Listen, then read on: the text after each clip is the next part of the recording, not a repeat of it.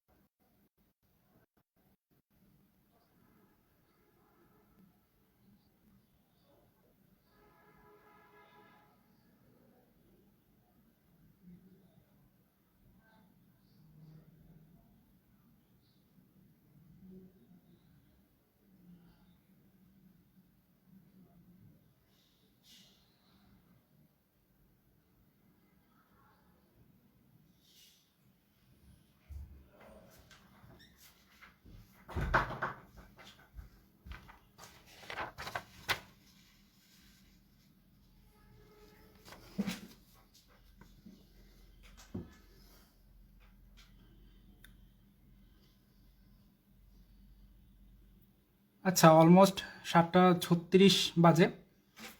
তো আমাদের সাথে লাইভে এই পর্যন্ত 84 জন যোগ দিয়েছে। সুমাইয়া আক্তার,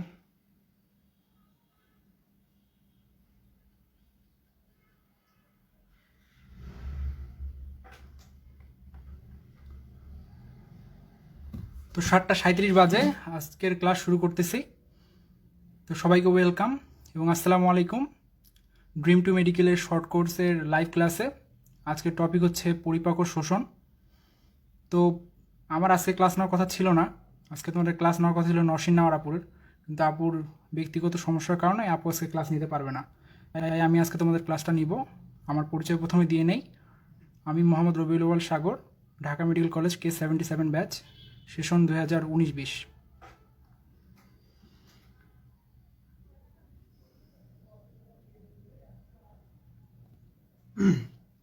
তো আমরা আমাদের ক্লাস আজকে শুরু করি। তো আজকে আমরা যেটা পড়ব সেটা হচ্ছে পরিপাক ও শোষণ।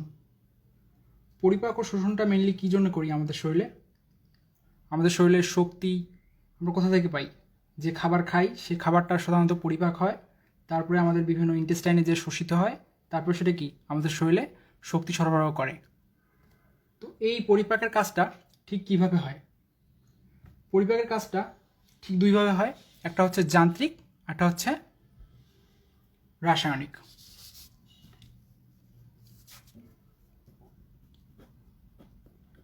পরিপাকটা সাধারণত আমাদের দেহে দুইভাবে হয়, একটা হচ্ছে যান্ত্রিক, একটা হচ্ছে রাসায়নিক। তো সবার প্রথমে আমাদেরকে জানতে হবে পরিপাকের সংজ্ঞাটা কি। পরিপাকের সংজ্ঞাটা হচ্ছে জটিল খাদ্যবস্তু কি হয়? পরিপাক এই প্রক্রিয়াটার মাধ্যমে সরল, তরল এবং দেহের গ্রহণ উপযোগী।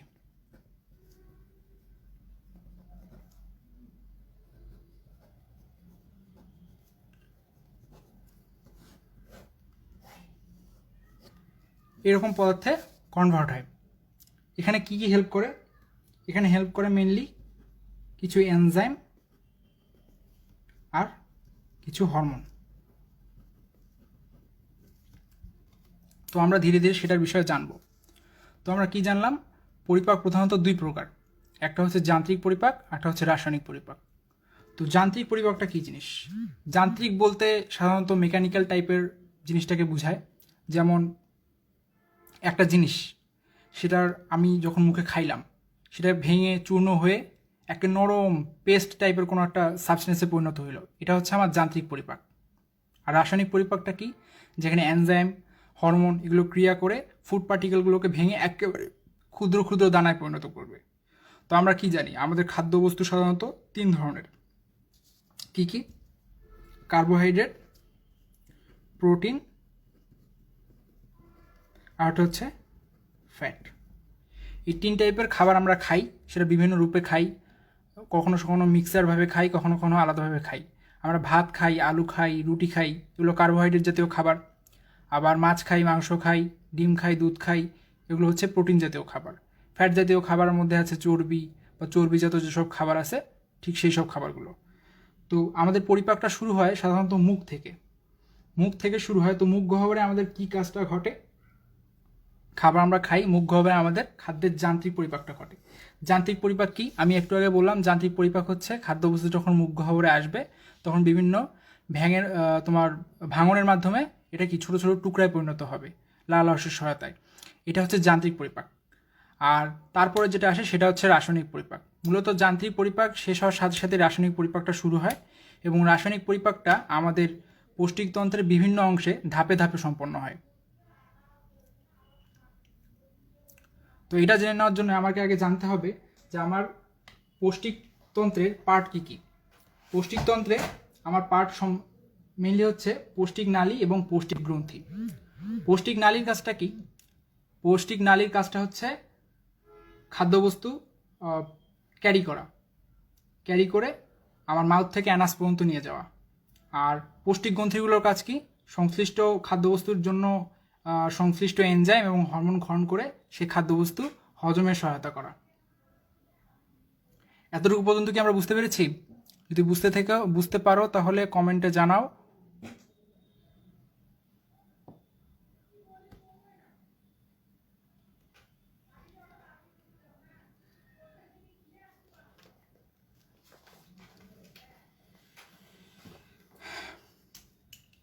আচ্ছা, এবার আমরা আমাদের পৌষ্টিক নালীর পার্ট কি সেটা সম্পর্কে আমরা জানব।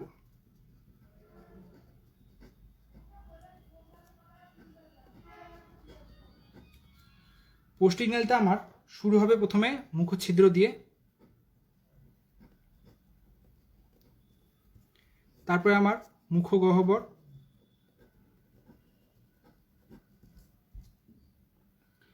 তারপরে আমি পাবো গলবিল, তারপরে আমার আসবে অন্ননালী,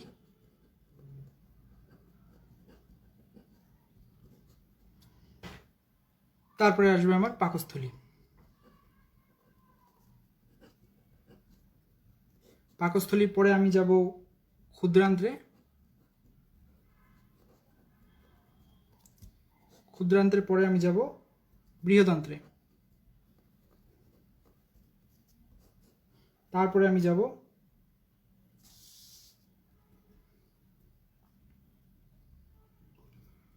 মলাশয়, সর্বশেষ হচ্ছে আমার পায়ুপথ।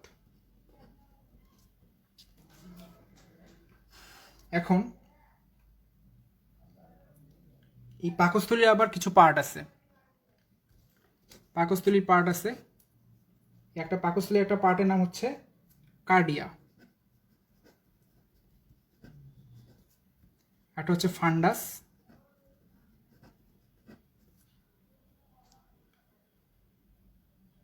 একটা হচ্ছে ছোট বাক, এটা হচ্ছে বড় বাক,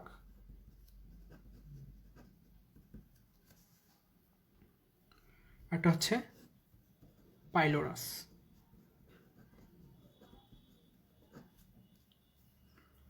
তেমনিভাবে ক্ষুদ্রান্তেরও 3টা পার্ট,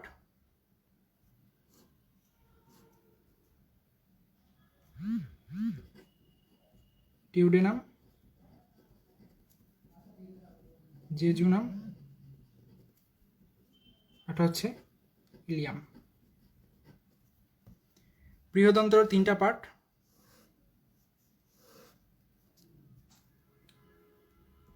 সিকাম, কোলন, আর একটা হচ্ছে তোমার মলাশয়। তো এখন আমাকে জানতে হবে আসলে পোস্টিং, আমি যখন খাবার খাই তখন আমার খাদ্য মেনলি কিভাবে এই যে বিভিন্ন পোস্টিং নালীর বিভিন্ন অংশ পার হয়ে আমার পায়ু পর্যন্ত যায়। তো প্রথমে যখন আমি খাবার খাই, খাদ্যটা আমি গলাধঃকরণ করি, তারপরে এই খাদ্যটা মুখ গহ্বর, অন্ননালী, গলবিল, অন্ননালী এগুলো পার হয়ে পাকস্থলিতে গিয়ে পৌঁছায়। পাকস্থলিতে যাওয়ার পথে এটি যান্ত্রিক পরিপাক হয় এবং পাকস্থলিতে গিয়ে রাসায়নিক পরিপাক হয়, অন্ত্রে যায়, ওখানে যে রাসায়নিক পরিপাক হয়। তারপরে পরিপাকৃত খাদ্য যায় আমার বৃহদন্ত্রে, এবং বৃহদন্ত্রে সেখান থেকে আমার পানি শোষিত হয় এবং পুষ্টি পদার্থ শোষিত হওয়ার পরে সেটি বজ্র পদার্থ রূপে বাইরে নিষ্কাশিত হয়ে যায়। তো দেখো, আমরা যে খাবারটা খাই সে খাবারে 6 ধরনের উপাদান থাকে সাধারণত। একটা হচ্ছে শর্করা, প্রোটিন, ফ্যাট, আর কিছু উপাদান থাকে, সেটা হচ্ছে কি ভিটামিন, মিনারেলস, আর একটা ওয়াটার। ঠিক আছে, তো এখন আমরা দেখব এইসব খাবার কিভাবে পরিপাক হয়। তো প্রথমে যেটা আসবো সেটা হচ্ছে কার্বোহাইড্রেট। কার্বোহাইড্রেট জাতীয় খাবারের পরিপাক সাধারণত শুরু হয় মুখ গহ্বরে। কেন মুখ গহ্বরে শুরু হয়? আমরা জানি আমাদের খাদ্য পরিপাকের জন্য বিভিন্ন যে এনজাইমগুলো খরিত হয় এগুলো বিভিন্ন ধরনের গ্রন্থি থেকে খরিত হয়। এই গ্রন্থিগুলোর মধ্যে একটা হচ্ছে লালা গ্রন্থি। কি গ্রন্থি? লালা গ্রন্থি। ঠিক আছে, এই লালা গ্রন্থি থেকে কার্বোহাইড্রেট পরিপাক করার জন্য এক ধরনের এনজাইম খরিত হয়। সেই এনজাইমের নাম হচ্ছে অ্যামাইলোলাইটিক এনজাইম।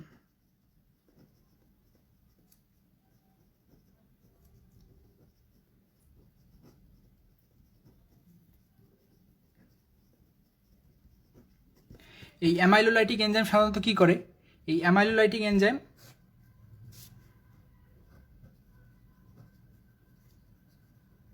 কার্বোহাইড্রেটকে পরিপাক করে এর যে বিল্ডিং ব্লক আছে, মানে ক্ষুদ্র ক্ষুদ্র গ্লুকোজ অণুতে পরিণত করে, দেহের উপযোগী। আমরা জানি যে খাবার আমরা যেটা খাই সর্বশেষ পরিপাক হয়ে কিসে পরিণত হয়? গ্লুকোজে পরিণত হয়। এই গ্লুকোজটাই পরবর্তীতে আমরা কি, এই গ্লুকোজটা আমাদের দেহের কোষ কি গ্রহণ উপযোগী উপাদানে পরিণত হয় এবং সেটা পরবর্তীতে কি অ্যাবজর্ব হয়। একইভাবে প্রোটিন জাতীয় খাবার পরিপাক হয় প্রোটিওলাইটিক এনজাইমের সহায়তায়।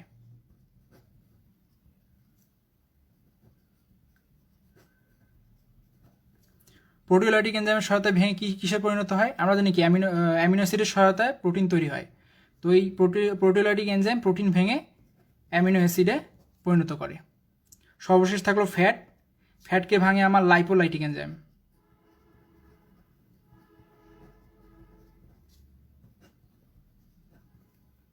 লাইপোলাইটিক এনজাইমের সহায়তায় ফ্যাট ভেঙে পরিণত হয় ফ্যাটি অ্যাসিড আর গ্লিসারলে।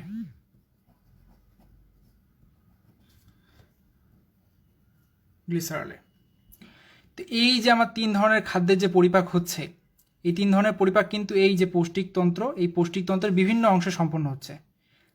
কারো পরিপাক শুরু হচ্ছে মুখ গহ্বর থেকে, কারো পরিপাক হচ্ছে পাকস্থলিতে, হ্যাঁ, কারো পরিপাক হচ্ছে ক্ষুদ্রান্তে। তো এই যে বিভিন্ন ধরনের খাবার আছে, সব ধরনের খাবারের ফাইনাল পরিপাক যেটা হবে সেটা হবে আমার ক্ষুদ্রান্তে। ঠিক আছে, তার মধ্যে আমার কার্বোহাইড্রেট যেটা, সেটা পরিপাক শুরু হবে মুখ গহ্বরে। প্রোটিন যেটা, সেটার পরিপাক শুরু হবে আমার পাকস্থলিতে, এবং ফ্যাট যেটা আছে সেটার ফাইনাল পরিপাক হবে পাকস্থলিতে, সামান্য ধরনের পরিপাক হয়, আর ফাইনাল পরিপাকটা হয় ক্ষুদ্রান্তে। এখন প্রশ্ন হচ্ছে এই যে বিভিন্ন ধরনের খাদ্যবস্তু আছে, এই খাদ্যবস্তুর বিভিন্ন জায়গায় পরিপাক হওয়ার কারণটা কি? কারণটা একটা সিম্পল, আমরা আগেই পড়েছি খাদ্য দুই ভাগে পরিপাক হয়, একটা হচ্ছে যান্ত্রিক পরিপাক, একটা হচ্ছে কি রাসায়নিক পরিপাক। তো যান্ত্রিক পরিপাক তো আমরা জানি যে খাদ্যবস্তু ভেঙে ছোট ছোট টুকরায় পরিণত হবে। আর রাসায়নিক পরিপাকটা কি? রাসায়নিক পরিপাকটা হচ্ছে বিভিন্ন এনজাইম এবং হরমোনের সহায়তায় এই ভেঙে যাওয়া খাদ্যবস্তুগুলো আরও ছোট ছোট ক্ষুদ্র অণু হিসেবে অণুতে পরিণত হবে, যেটা কিনা আমাদের দেহের গ্রহণ উপযোগী। তো গ্রহণ উপযোগী কোনগুলো সেগুলো আমরা একটু আগে জেনে ফেলেছি, সেটা হচ্ছে কার্বোহাইড্রেট থেকে গ্লুকোজে পরিণত হবে, প্রোটিন থেকে অ্যামিনো অ্যাসিডে পরিণত হবে, ফ্যাট থেকে ফ্যাটি অ্যাসিড এবং গ্লিসারলে পরিণত হবে। তো মূলত glucose, amino acid, fatty acid, glycerol এগুলো আমাদের শরীরের কি গ্রহণ উপযোগী। এই গ্রহণ উপযোগী উপাদানগুলোতে পরিণত করে আমাদের কিছু কি এনজাইম। এই এনজাইমগুলো কি কি? অ্যামাইলোলাইটিক, প্রোটিওলাইটিক এবং লাইপোলাইটিক। এই অ্যামাইলোলাইটিক, প্রোটিওলাইটিক, লাইপোলাইটিক এই এনজাইমগুলো আমাদের পৌষ্টিক নালী বা পৌষ্টিকতন্ত্রের বিভিন্ন অংশে অবস্থান করে। কিছু এনজাইম দেখা যায় আমার মুখ গহ্বরে থাকে, যেটা আমার পাকস্থলীতে থাকে না। আবার দেখা যায় কিছু এনজাইম থাকে পাকস্থলীতে, সেগুলো আবার মুখ গহ্বরে থাকে। আবার কিছু এনজাইম আছে ক্ষুদ্রান্তে থাকে, সেগুলো আবার পাকস্থলীতে থাকে না। তো এই এনজাইমের বিভিন্ন রকমের ডিস্ট্রিবিউশনের কারণে আমার বিভিন্ন অংশে বিভিন্ন ধরনের খাদ্যবস্তু পরিপাক হচ্ছে। তো প্রথমেই আমরা আসি মুখ গহ্বরে খাদ্য কিভাবে পরিপাক হচ্ছে এবং মুখ গহ্বরে কোন ধরনের খাদ্য পরিপাক হচ্ছে। মুখ গহ্বরে আমার সাধারণত খাদ্য পরিপাক হয় শর্করার। শর্করা পরিপাক হয়। কেন পরিপাক হয়? আমি আগে বলেছি এনজাইম, যেখানে যে এনজাইম থাকবে সেখানে সেই টাইপের খাদ্যবস্তু পরিপাক হবে।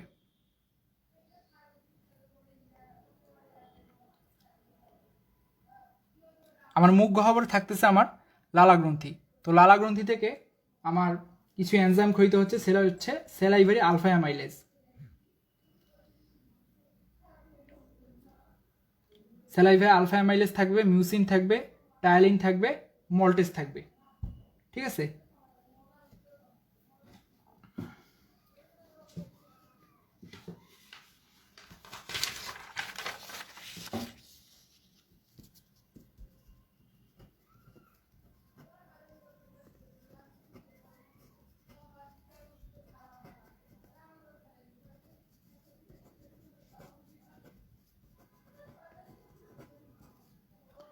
মুখ গহ্বরে খাদ্য পরিপাক আমরা শুরু করতে যাচ্ছি।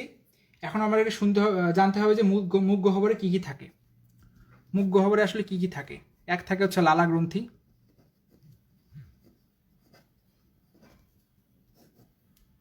সাতকুড়ি।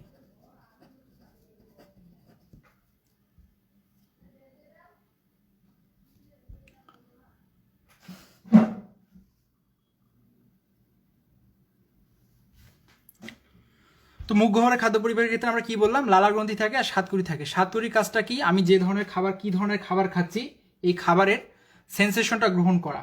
আমি যে খাবারটা খাচ্ছি সেটা কি তিতা, নাকি সেটা টক, নাকি অম্ল, লবণাক্ত, নাকি মিষ্টি, সেটা বোঝার জন্য যেটা কাজ করে সেটা হচ্ছে সাতকুড়ি। তাহলে সাতকুড়ির কাজটা কি? কি ধরনের খাবার খাবার খাচ্ছি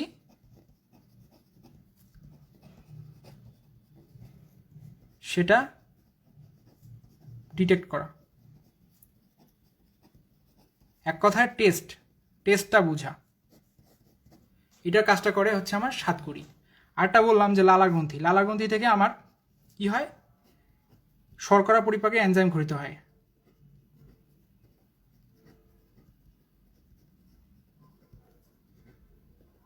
এনজাইম ক্ষরিত হয়। কি কি সেই এনজাইমগুলা? সেই এনজাইমগুলোর নাম আমরা অনেক আগে থেকেই জানি সবাই। সে হচ্ছে তোমার মিউসিন, টায়ালিন, মল্টেজ। ঠিক আছে? এগুলোর নামগুলো খুব সোজা আর কি, খাবারের সাথে মিল রেখে এটা করা যায়। তো লালাগ্রন্থি থেকে এই লালারসের যে টায়ালিন এবং মল্টেজ থাকে, এটা কি করে? মল্টেজের কাজ কি? মল্টেজের কাজ হচ্ছে মল্টজ জাতীয় খাবারকে গ্লুকোজে পরিণত করা। আর টায়ালিনের কাজ কি? টায়ালিনের কাজ হচ্ছে জটিল শর্করা যেগুলো আছে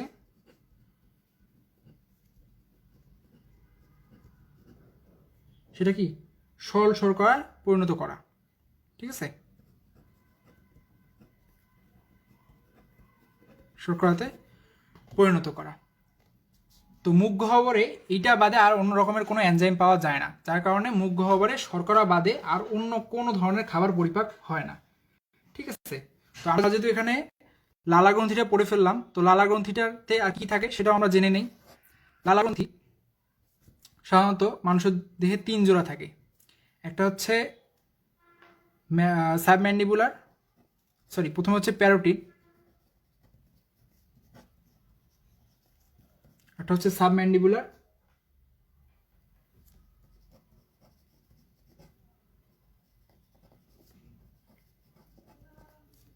একটা হচ্ছে সাবলিঙ্গুয়াল।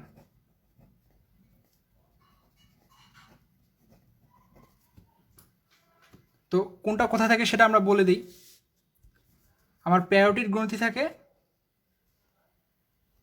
কানের নিচে, আর সাবম্যান্ডিবুলার থাকে ম্যান্ডিবলের নিচে। কেন, এখান থেকে জানতে পারি আমি। সাব মানে হচ্ছে নিচে, আর ম্যান্ডিবল মানে ম্যান্ডিবল তো আমরা জানি যে ম্যান্ডিবল নামে একটা মুখমণ্ডল অস্থি আমাদের আছে, সেই ম্যান্ডিবলের নিচে থাকে, এই জন্য বলা হয় সাব ম্যান্ডিবুলার। আরটা হচ্ছে কি সাব লিঙ্গুয়াল।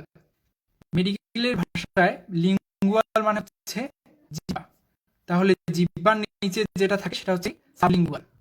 তাহলে এই 3 ধরনের দুই পাশে মিলে টোটাল 6টা মানে 3 জোড়া লালা গ্রন্থি আমার মুখের মধ্যে থাকে। এই লালা গ্রন্থি আমার কাজটা কি করতেছে, এই লালা গ্রন্থি থেকে নিঃসৃত যে রসটা আছে, এই রস থেকে আমার কি ক্ষরণ হচ্ছে, মুখ গহ্বরে শর্করা জাতীয় খাদ্যের কি হচ্ছে আংশিক পরিপাক সম্পন্ন হচ্ছে, বাট কমপ্লিট রিঅ্যাবজর্পশন দিয়ে এখনো হয়নি। এইগুলো আমার মুখ গহ্বরে পরিপাক। এখন মুখ গহ্বরে খাবার পরিপাক হওয়ার পরে খাবার কি এখানে বসে থাকবে? অবশ্যই বসে থাকবে না।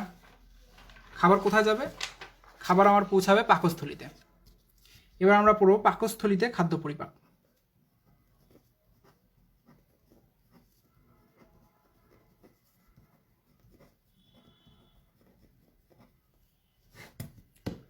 তো খাবার বা অর্ধপাচিত যে খাদ্যবস্তু সেটা যখন আমার পাকস্থলীতে আসলো, পাকস্থলীতে আমার কিভাবে পরিপাকটা হবে? পাকস্থলীতে আমার খাদ্যবস্তুটা দুইভাবে পরিপাক হবে। আমরা আগে জেনে এসেছি পাকস্থলীর কয়েকটা অংশ আছে, এই অংশগুলো আমরা একটু আগে দেখে নিই।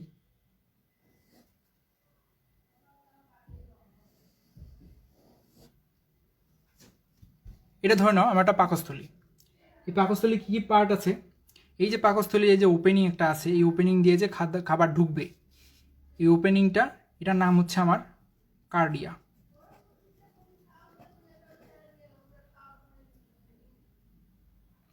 আর এই যে সামান্য এখানে একটা এলিভেটেড অংশ আমি দেখতে পাচ্ছি, এই জায়গাটা, এটার নাম হচ্ছে আমার ফান্ডাস। আমরা প্রায় সময় বলি যে আমাদের বুকে ব্যথা হয়, গ্যাসের ব্যথা হয়, সাধারণত এই জায়গায় এই জায়গায় সাধারণত গ্যাসটা জমা হয়ে থাকে, যার কারণে বুকে সাধারণত ব্যথা হয় বা গ্যাস্ট্রিকের ব্যথা আমরা যেটাকে বলে থাকি। তারপরে আসে আমার বডি। পাকস্থলীর টোটাল বডিটা হচ্ছে এইটা, একটু অংশ, এই অংশটুকু আমার টোটাল বডিটা রিপ্রেজেন্ট করে। তারপরে আসবে ছোট বাক আর বড় বাক। ছোট বাক মানে কি, এই যে কার্ভেচারটা, এটাকে বলা হচ্ছে ছোট বাক, আর এটাকে বলা হচ্ছে বড় বাক। ঠিক আছে, আর আমার এই যে ওপেনিংটা, যে ওপেনিংটা দিয়ে আমার পাকস্থলীর জিনিসপত্রগুলো ক্ষুদ্রান্তে চলে যাবে, এই অংশটার নাম হচ্ছে আমার পাইলোরাস।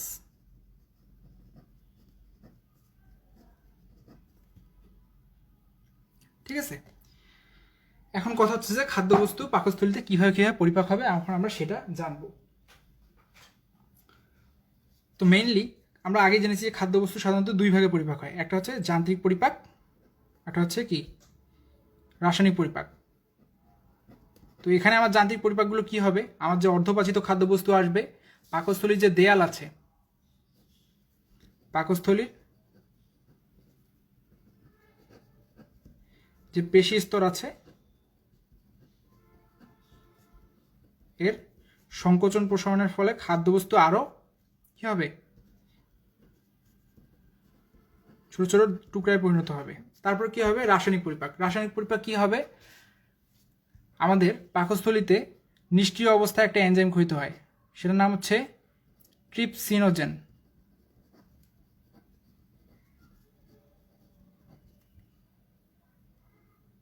ঠিক আছে, তো ট্রিপসিনোজেন এটা নিষ্ক্রিয় অবস্থায় ক্ষরিত হয়, ঠিক আছে, এটা নিষ্ক্রিয় অবস্থায় ক্ষরিত হয়,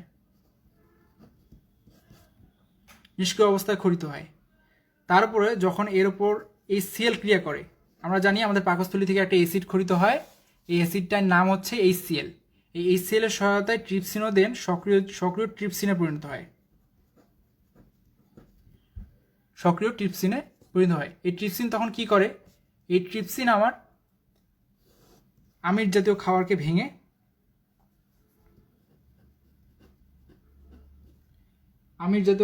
ভেঙে কি করে, প্রোটিওজ প্লাস পেপটনে পরিণত করে। এই প্রোটিওজ আর পেপটন এরা আবার আরও কিছু প্রোটিওলাইটিক এনজাইম মানে আমিষ পরিমাপকারী এনজাইমের সহায়তায় ভেঙে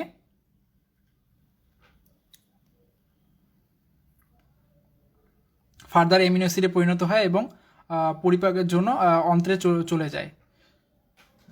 আমাদের এখানে একজন প্রশ্ন করেছে যে কার্ডিয়াক বলতে তো হৃৎপিণ্ডের সাথে সম্পর্কযুক্ত বোঝায়, কিন্তু পাকস্থলীর সাথে তো অন্ননালীর সম্পর্ক, হৃৎপিণ্ড আসলো কেমনে? আসলে না ভাইয়া, তোমার ধারণা, প্রশ্নটা করেছে ফাইজুল ইসলাম শাহরিয়ার। আসলে কার্ডিয়াক মানে যে শুধু হৃৎপিণ্ডের সাথে বুঝায় এমন না, কার্ডিয়া মানে স্ফীত অংশ মাঝে মাঝে বুঝায়। তো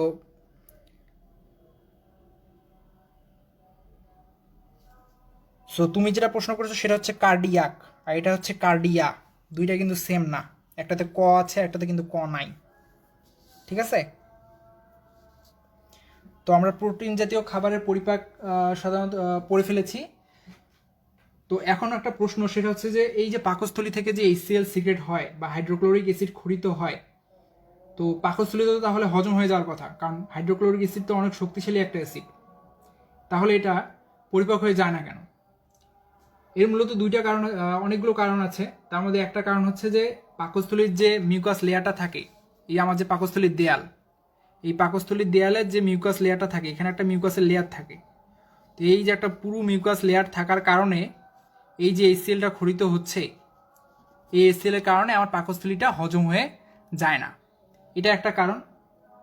দ্বিতীয় কারণ হচ্ছে পাকস্থলীর এই গায়ের মধ্যে যে অনেকগুলো সেল থাকে, অনেকগুলো কোষ থাকে, বিভিন্ন কোষ বিভিন্ন ধরনের সিক্রেশনের জন্য দায়ী। এই যে হাইড্রোক্লোরিক অ্যাসিড ক্ষরণ হচ্ছে, এই হাইড্রোক্লোরিক অ্যাসিড ক্ষরণের জন্য একটা কোষ দায়ী, আবার আমার যে মিউকাস বা পিচ্ছিল পদার্থ ক্ষরণ করছে এইগুলো ক্ষরণের জন্য এক ধরনের কোষ দায়ী।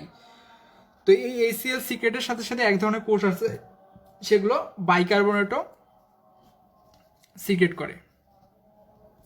তো আমরা তো জানি যে হাইড্রোক্লোরিক হচ্ছে একটা অ্যাসিড, হাইড্রোক্লোরিক অ্যাসিড একটা অ্যাসিড, আর বাইকার্বনেট হচ্ছে একটা কি ক্ষারীয় আয়ন। তো এই বাইকার্বনেট আয়ন কি করে, এই হাইড্রোক্লোরিক অ্যাসিড থেকে যে হাইড্রোজেন আয়ন নিঃসৃত হয়, সেই হাইড্রোজেন আয়নটা কি করে, নিউট্রাল করে ফেলে। নিউট্রাল করার ফলে হাইড্রোক্লোরিক অ্যাসিডের যে ক্ষতিকারক যে ক্ষমতা বা ক্ষতিকারক যে ধর্মটা, এটাকে সে নষ্ট করে দেয় বা নিউট্রাল করে ফেলে, যার কারণে পাকস্থলীর প্রাচীর ক্ষতিগ্রস্ত হয় না, ঠিক আছে? তো এই হচ্ছে কারণ, যার কারণে আমার পাকস্থলী হজম হয়ে যায় না, ঠিক আছে? তো এখানে খুব ইম্পর্টেন্ট একটা জিনিস মনে রাখতে হবে যে পাকস্থলীতে যদি আমার ক্ষত হয় তাহলে কি হতে পারে। পাকস্থলীতে যদি ক্ষত হয় কি হবে, পাকস্থলীতে যদি আমার ক্ষত হয় তাহলে আমার যেটা হবে সেটা হচ্ছে পেপটিক আলসার হয়ে যাবে বা গ্যাস্ট্রিক আলসার, যেটাই বলো না কেন, ক্ষতি হয়ে যাবে, ঠিক আছে? এটা গ্যাস্ট্রিক আলসার নামে পরিচিত।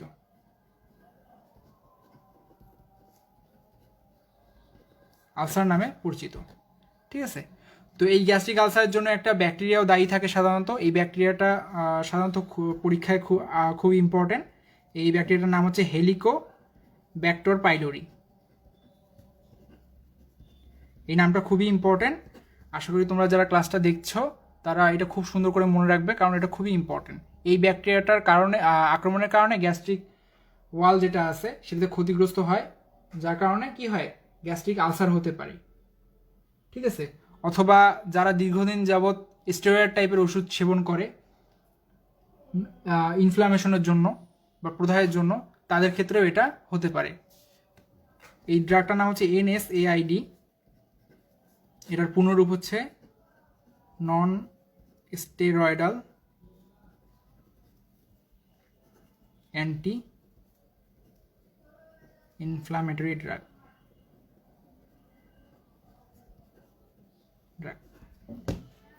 ওকে, তো আমাদের খাদ্যবস্তু পাকস্থলীতে খাদ্যবস্তু পরিপাক হয়ে গেছে। এখন খাদ্যবস্তু আমরা চলে যাবে ক্ষুদ্রান্ত্রে। আর আমার খাদ্যবস্তু চলে যাবে ক্ষুদ্রান্ত্রে।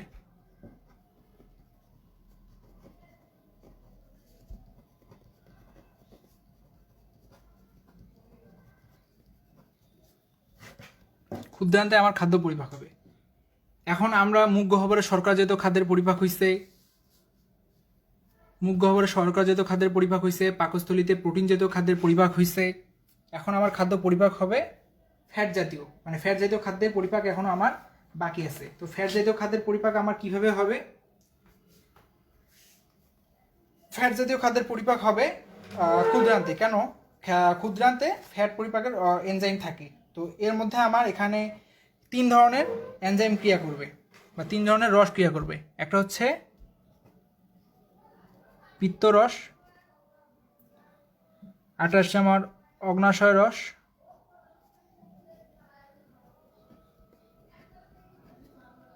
আরেকটা হচ্ছে আমার আন্তরিক রস।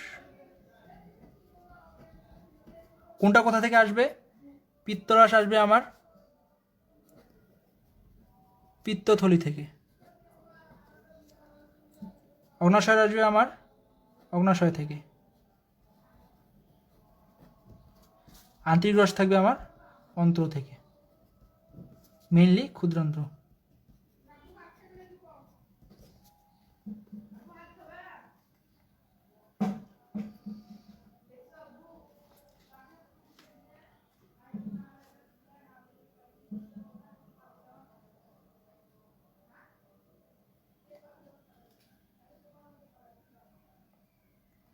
তো ক্ষুদ্রান্ত্রের রাসায়নিক পরিপাক কিভাবে হবে?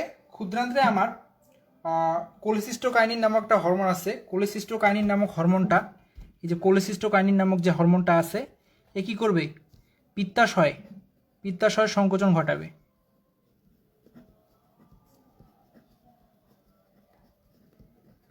সংকোচন ঘটে, পিত্তাশয় সংকোচন ঘটে কি হবে? পিত্তরস ক্ষরণ হবে। পিত্তরস ক্ষরণ হবে। পিত্তরস কি করবে? ফ্যাট জাতীয়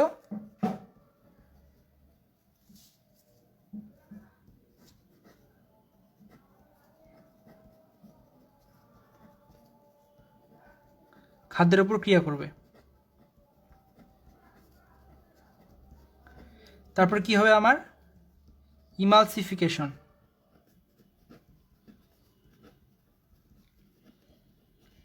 ইমালসিফিকেশনটা কি জিনিস? ইমালসিফিকেশনটা হচ্ছে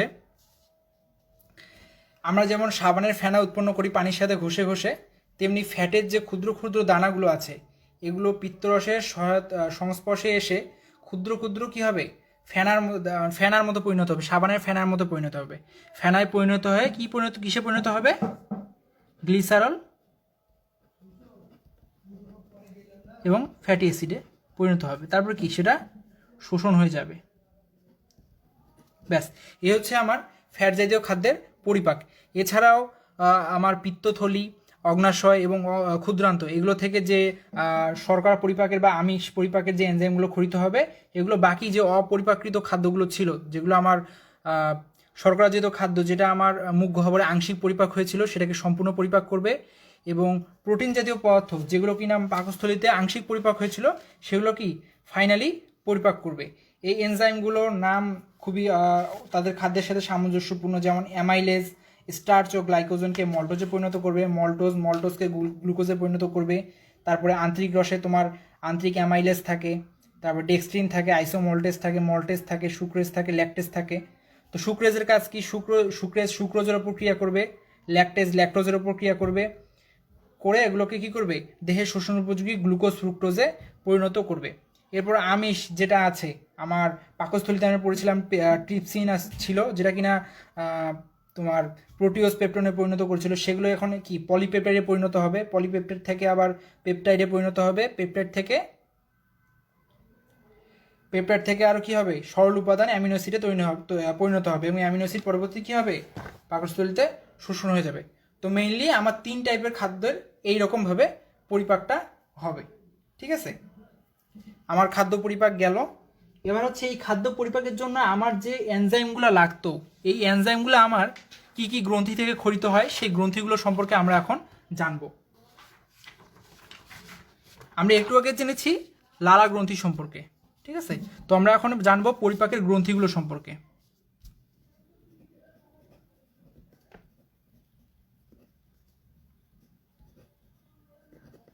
ঠিক আছে, তো আমরা মুখ থেকে শুরু করব যে কি কি গ্রন্থি আমাদের কোথায় কোথায় থাকে। সর্বপ্রথম আমরা জানবো মুখ গহ্বরে আমাদের কি কোনো গ্রন্থি থাকে কিনা। হ্যাঁ, আমাদের প্রথম মুখ গহ্বর যে গ্রন্থিটা থাকে সেটা হচ্ছে লালা গ্রন্থি। ঠিক আছে, লালা গ্রন্থি আমরা 3টা পড়ে এসেছি আগে। ঠিক আছে, একটা হচ্ছে প্যারোটিড, একটা হচ্ছে সাবম্যান্ডিবুলার, এটা হচ্ছে সাব লিঙ্গুয়াল। ঠিক আছে, কোনটা কোথায় অবস্থান করে সেটাও আমরা বলে এসেছি। ঠিক আছে, এরপরে আমার যেটা থাকে সেটা হচ্ছে পাকস্থলী। পাকস্থলী যেটা আমার সেটা হচ্ছে গ্যাস্ট্রিক গ্রন্থি।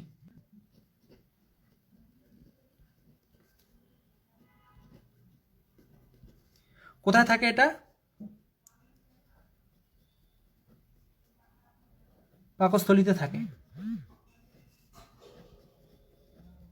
এখন কথা হচ্ছে পাকস্থলীতে থাকে, নাম হলো গ্যাস্ট্রিক কেন? কথা হচ্ছে যে পাকস্থলীর ল্যাটিন একটা নাম আছে, সেটা হচ্ছে গ্যাস্ট্রিক। তার মানে গ্যাস্ট্রিকের যেটা থাকে সেটা হচ্ছে আমার কি গ্যাস্ট্রিক গ্রন্থি।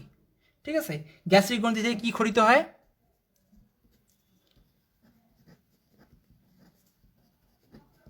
গ্যাস্ট্রিক রস বা গ্যাস্ট্রিক জুস, যা কিনা আমিষ পরিপাক করে।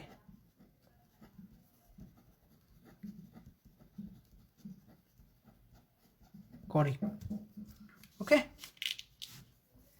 এরপরে আমি আসব যকৃত গ্রন্থি। এবার আমরা যকৃত গ্রন্থি সম্পর্কে জানবো। যকৃত গ্রন্থি হচ্ছে কোথা থাকে? যকৃত হচ্ছে মানব দেহের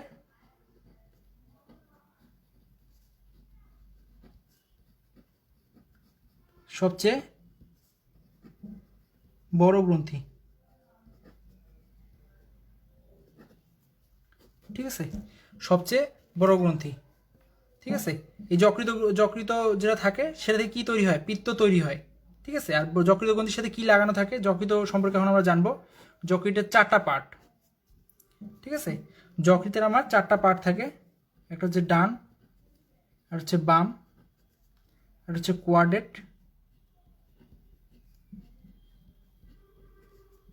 আর হচ্ছে কডেট। ঠিক আছে, তার মধ্যে যে ডান খণ্ডটা আছে, এই ডান খণ্ডের সাথে আমার কি থাকে? পিত্তথলি যুক্ত থাকে। আর পিত্তথলিতে কি থাকে? পিত্ত জমা থাকে।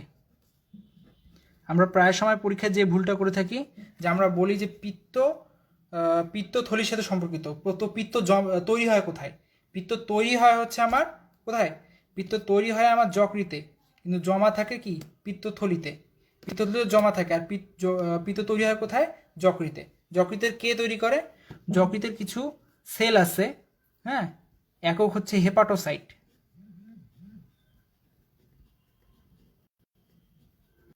হেপাটোসাইট, এই হেপাটোসাইট কি করে? পিত্ত তৈরি করে। এই পিত্তটা কোথায় হয়? পিত্তটা আমার পিত্তথলিতে জমা থাকে। ঠিক আছে, তো এই যকৃতের আবার অনেকগুলো কাজ আছে। সেটা হচ্ছে সংশ্লেষণ ধর্মী কাজ, আর কিছু হচ্ছে পরিপাক ধর্মী কাজ। তো যকৃতের যে কাজগুলো আছে সেই কাজগুলো কি? সঞ্চয়ী কাজ এক ধরনের আছে, আর একটা কি বিপাকীয় কাজ আছে। সঞ্চয় কাজগুলোর মধ্যে কি?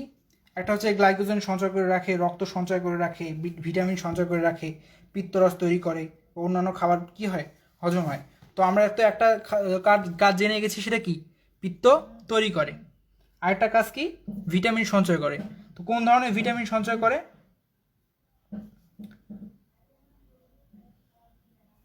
কোন ধরনের কি করে? ভিটামিন সঞ্চয় করে।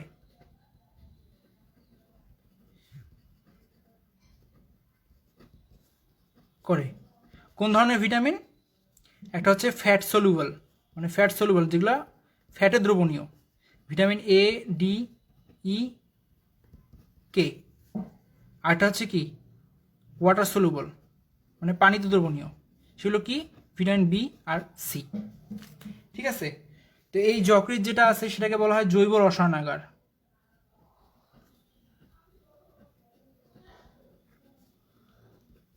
কেন জৈব রসায়নাগার বলা হচ্ছে? কারণ কি এতে দেহের প্রায় যত রকমের বিপাকীয় প্রক্রিয়া আছে সবগুলো এখানে সম্পন্ন হইতেছে প্রায়, আর এখানে প্রায় 5 শতাধিক বিক্রিয়া সম্পন্ন হয়, যার কারণে কি একে জৈব রসায়নাগারও বলা হয়। ঠিক আছে, যকৃতের আরেকটা গুরুত্বপূর্ণ কাজের মধ্যে হচ্ছে কি রক্ত সঞ্চয় করে। আমরা জানি যে আমরা এই পর্যন্ত যতগুলো সার্কুলেশন পড়ে আসছি সেই সার্কুলেশনের কি কি ছিল? একটা হচ্ছে কি সিস্টেমিক সার্কুলেশন, পালমোনারি সার্কুলেশন, এটা কি পালমোনারি সার্কুলেশন, একটা কি সিস্টেমিক সার্কুলেশন, পালমোনারি সার্কুলেশন, আরটা ছিল কি পোর্টাল সার্কুলেশন, আরটা হচ্ছে করোনারি সার্কুলেশন। তো সিস্টেমিক সার্কুলেশনটা কি যেটা পুরো বডিতে সার্কুলেট করে, ব্লাড সার্কুলেট করে। যেটা পালমোনারি সার্কুলেশন সেটা কি লাংসের সাথে সম্পর্কিত। আর যেটা তোমার করোনারি সেটা তো নিজের হার্টের নিজস্ব ব্লাড সাপ্লাই। আর একটা ছিল কি পোর্টাল সার্কুলেশন। তো পোর্টাল সার্কুলেশনটা কি? পোর্টাল সার্কুলেশনটা আমার এই যকৃতের সাথে সম্পর্কিত, মানে রক্ত আবার হার্টে ফিরে যাওয়ার আগে এই মাধ্যমে একটা অঙ্গ মানে যকৃতে প্রবেশ করে, এটা হচ্ছে পোর্টাল সার্কুলেশন। তো যেহেতু এদের এই দিক দিয়ে পোর্টাল সার্কুলেশন হয়, তো এখানে প্রায় 1500 ঘন সেন্টিমিটার পর্যন্ত রক্ত সঞ্চয় করে রাখতে পারে। যা কিনা দেহে বিভিন্ন রকমের যখন ইমার্জেন্সি সিচুয়েশন হয়, যখন রক্তপাত ঘটে বা অন্য কিছু হয়, তখন সেটা কি এখান থেকে রক্ত সরবরাহ করে। এখানে একজন প্রশ্ন করেছে, রাজেশ্বরী সরকার, ভাইয়া ঝাল জাতীয় খাবার খেলে কি আলসার হয়? না ভাইয়া, এটার কোনো কারণ তেমন একটা নাই, তবে সামান্য ধরনের ইরিটেশন হইতে পারে, কিন্তু দীর্ঘদিন খেলে হয়তো এই সমস্যা দেখা দেবে, কিন্তু স্বাভাবিকভাবে খেলে এরকম কোনো কিছু হবে না।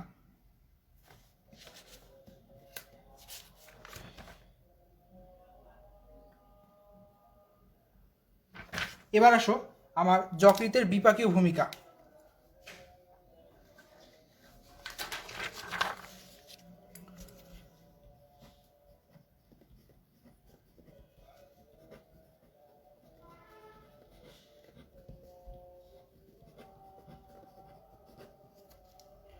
যকৃতের বিপাকীয় ভূমিকা,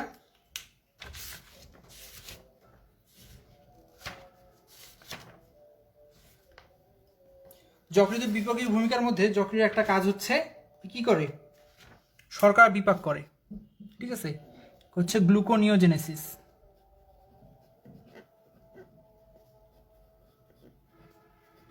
আমাকে আগে জানতে হবে গ্লুকোনিওজেনেসিসটা কি জিনিস। গ্লুকোনিওজেনেসিস হচ্ছে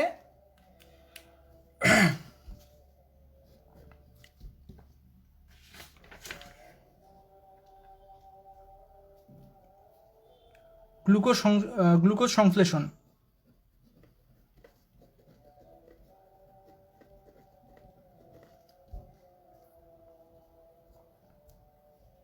কোথা থেকে? নিও মানে হচ্ছে নন কার্বোহাইড্রেট সোর্স।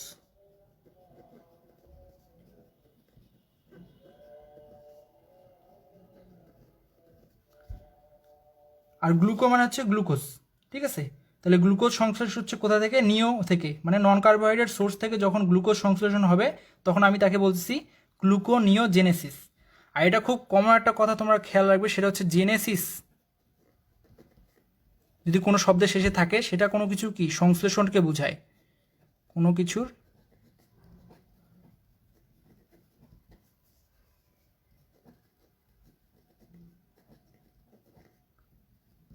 আর যদি লাইসিস থাকে সেটা বোঝায় বিশ্লেষণ। এটা খুব কমন একটা সূত্র, এই দুটো দিয়ে আমরা বাকিগুলো করব। আরেকটা কাজ করে বৃক্ক, সেটা হচ্ছে কি আমার গ্লাইকো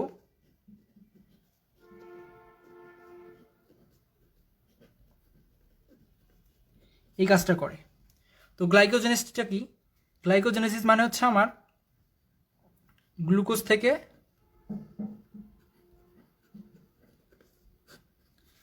গ্লাইকোজেন এ পরিণত হবে, এটাকে বলছে আমার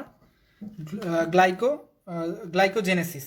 জেনেসিস মানে হচ্ছে সংশ্লেষণ, গ্লাইকোজেন সংশ্লেষণ ফ্রম গ্লুকোজ। তো দেখো আমরা যে খাবার খাই সেই খাবারটা কিন্তু আলটিমেটলি গ্লুকোজ হয়ে আমাদের বডিতে সার্কুলেট হয়। তো এই গ্লুকোজের লেভেলটা যদি রক্তে খুব বেশি হয়ে যায়, দেখা যাচ্ছে যে আমার দরকার একরকম, কিন্তু তার চেয়ে অনেক বেশি পরিমাণে কি ব্লাড গ্লুকোজ হয়ে গেছে, তখন কি হয়, এই অতিরিক্ত গ্লুকোজটাকে যকৃৎ কি করে, গ্লাইকোজেনেসিস প্রক্রিয়ায় গ্লাইকোজেনে কনভার্ট করে দেয়। ঠিক আছে, আর এই গ্লাইকোজেনটা কি ভবিষ্যতের খাদ্য ভাণ্ডার হিসেবে জমা থাকে। এইভাবে কি বডি আমাদের কি করে, যকৃৎ আমাদের যে ব্লাড গ্লুকোজ লেভেলটা থাকে এইটা মেনটেন করে। আরেকটা কাজ করে সেটা হচ্ছে গ্লাইকো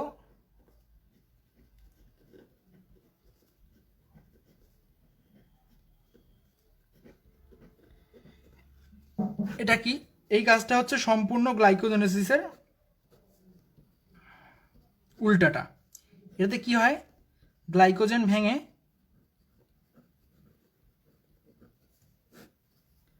গ্লুকোজে পরিণত হয়।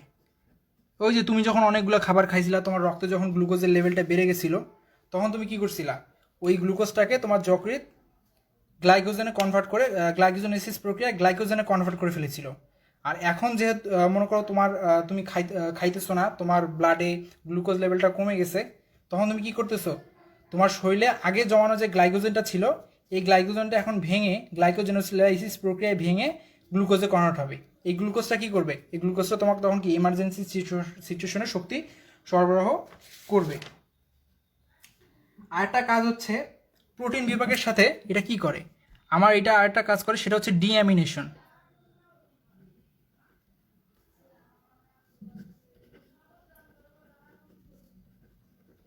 ডিঅ্যামিনেশনে হেল্প করে।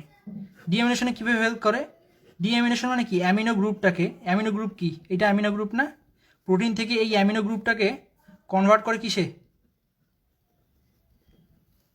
ইউরিয়াতে কনভার্ট করে। আমরা কি পড়ছিলাম, ইউরিয়া সাইকেল পড়ি নেই আমরা, যখন আমরা কি বলে, আমরা এখন যদি না পড়ে থাকি, যখন আমরা রেচনের অধ্যায় পড়বো তখন পড়বো ইউরিয়াটা কি হবে, এই ইউরিয়াটা এই যকৃতে ইউরিয়া সাইকেলটা সংগৃহীত হয়। ও কি করে, এই আমার প্রোটিন জাতীয় খাবার যেটা আছে, প্রোটিন জাতীয় খাবারে কি থাকে, নাইট্রোজেন জাতীয় নাইট্রোজেন থাকে, ওই নাইট্রোজেন থাকে অ্যামোনিয়াতে কনভার্ট করে, ওই অ্যামোনিয়া থেকে ওই অ্যামিন গ্রুপটাকে সরায় ফেলে। ঠিক আছে, ওই অ্যামিনো অ্যাসিড যেটা থাকে সেখান থেকে এই অ্যামিনো গ্রুপটাকে সরায় ফেলে। এই অ্যামিনো গ্রুপটা কি করে, সরায় যখন ফেলে, এই অ্যামিনো গ্রুপটা হাইড্রোজেন আয়নের সাথে যুক্ত হয়ে পরে অ্যামোনিয়াতে পরিণত হয়। অ্যামোনিয়াকে আবার কি করে, তোমার ইউরিনের সাথে এক্সক্রিট হয়, অথবা এই অ্যামিন দিয়ে আবার ইউরিয়া সাইকেলে ইউরিয়া তৈরি হয়, ইউরিয়া কি হয়, মূত্রের সাথে বাইরে নির্গত হয়। আরেকটা কাজ হচ্ছে আমার প্লাজমা প্রোটিন।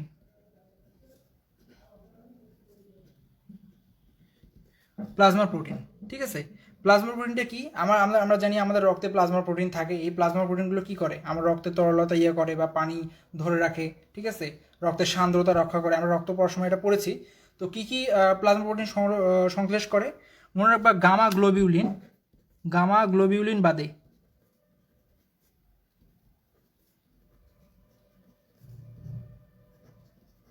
সব প্লাজমা প্রোটিন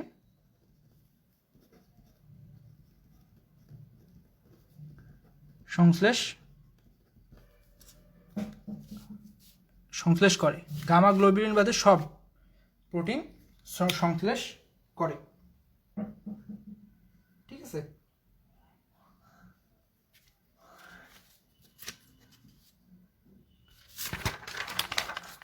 তারপরে আমার কি কাজটা করে, আমরা জানি কি হয়, লোহিত রক্তকণিকা যেটা থাকে সেটা ভাঙানো কিন্তু কোথায় হয়, আমার যকৃতে হয়। ঠিক আছে, এটা লাইফ স্প্যান কত, 120 দিন। তো 120 দিন পরে আমার এই আরবিসি কি হবে, ভাঙন হবে। কোথায় ভাঙন হবে, যকৃতে ভাঙবে। কিভাবে ভাঙবে, যকৃতে প্রথমে কি হবে, ভেঙে যাবে। কিসের সহায়তা ভেঙে যাবে, এই যকৃতকে যে ভাঙবে, এই যকৃত ভাঙবে কে, ম্যাক্রোফেজ। কি, যকৃতের ম্যাক্রোফেজ। আর এই যকৃতের ম্যাক্রোফেজের নাম কি, এটা বলা হয় কাফফার সেল।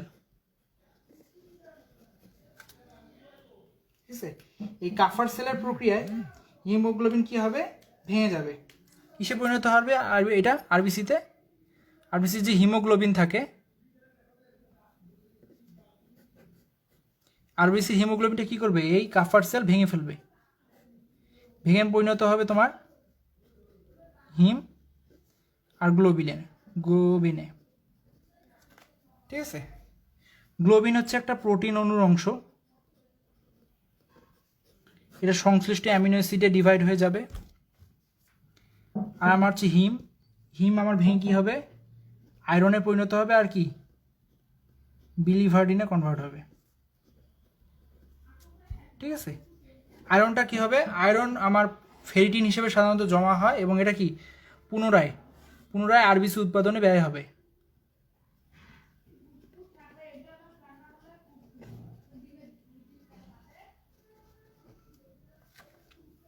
ঠিক আছে, আর আমার যে বিলিভার্ডিন আছে, বিলিভার্ডিনটা কনভার্ট হবে আমার বিলিরুবিনে। ঠিক আছে, তো আমরা সাধারণত জানি যে বিলিরুবিনের নামের সাথে আমরা অনেকেই পরিচিত। দেখা যায় অনেক সময় যখন বিলিরুবিনের পরিমাণটা বেড়ে যাবে, তখন একটা রোগ হবে, সেই রোগটার নাম হচ্ছে আমার কি, জন্ডিস। ঠিক আছে, তো এটা যদি স্বাভাবিক একটা লেভেল আছে, এই লেভেলটার চেয়ে যদি বিলিরুবিন রক্তে বেড়ে যায় শরীরে, তখন একটা রোগ হবে, সেটা হচ্ছে কি জন্ডিস। তো জন্ডিস যেহেতু একটা রোগ, সেটা কিসের রোগ, জন্ডিস হচ্ছে আমার যকৃতের একটা রোগ। ঠিক আছে, এই জন্যে এই বিলিরুবিনকে বলা হয় যকৃতের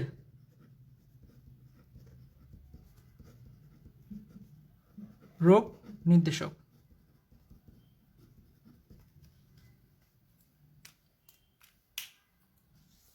এছাড়াও আমার কি করে, যকৃত পিত্ত ক্ষরণকারীর কথা আমরা বলেছি আগে। এছাড়াও কিছু হরমোন বৃক্ষ কী করে, অপসারণ করে, সেটা হচ্ছে টেস্টোস্টেরন, অ্যালডোস্টেরন। ঠিক আছে, এভাবে মেনটেন করে। আর কিছু টক্সিন জাতীয় পদার্থ যেগুলো শরীরে যদি ঢুকে সেগুলোর অপসারণ করে, এবং তোমার বডি যে টেম্পারেচার বা তাপমাত্রা সেটাও মেনটেন করে।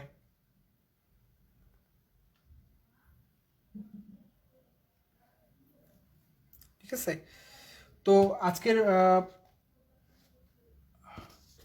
এই গেল বৃক্কের কাজ। তো আজকের ক্লাস আমরা এখানে শেষ করছি, বাকি পরবর্তী অংশ পরবর্তী ক্লাসে আমরা পড়াবো। তো এই পর্যন্ত যদি কারো কোনো প্রশ্ন থেকে থাকে তোমরা কমেন্ট বক্সে করতে পারো, আমি সেগুলো উত্তর দেওয়ার চেষ্টা করব। আর আজকের ক্লাসে যদি কারো কোনো জিজ্ঞাসা থাকে সেটা তোমরা কমেন্ট বক্সে করতে পারো, আমি এটার উত্তর দেওয়ার চেষ্টা করব। তো আজকের ক্লাস এখানেই শেষ করছি, সবার জন্য শুভকামনা।